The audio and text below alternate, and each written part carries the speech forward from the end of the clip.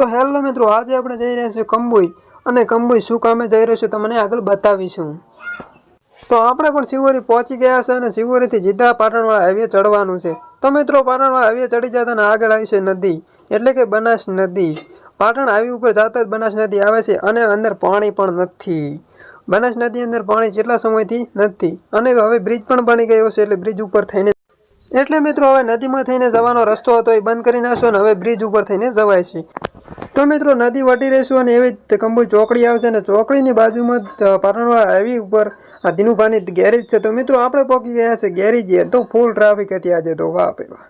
દિનુભાઈના ગેરેજે પહોંચ્યા અને દિનુભાઈને વાત કરી, એટલે દિનુભાઈએ કીધું કે તમારો નંબર થોડા સમયમાં આવે છે। આપણો નંબર આવી ગયો અને રિક્ષા મારી પલટી, વાહ ભાઈ વાહ।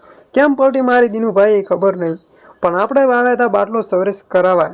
સીએનજી વાહનમાં આવો પ્રોબ્લેમ રહેવાનો, 3 વર્ષે સીએનજી સર્વિસ કરાવવી પડે છે। તો મિત્રો, આપણે પણ બાટલો સર્વિસ કરાવવા આવ્યા હતા અને જોઈ લો તમે બાટલો સર્વિસ કેવી રીતે કરે છે।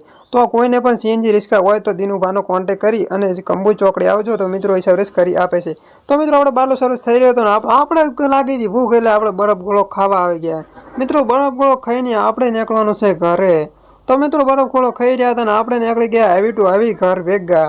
તો હવે આગળના વ્લોગમાં તમે સપોર્ટ જેવો પાછળના વ્લોગમાં કરો છો ને મિત્રો, એવો આપણે આ વ્લોગમાં પણ સપોર્ટ કરજો। તો મિત્રો,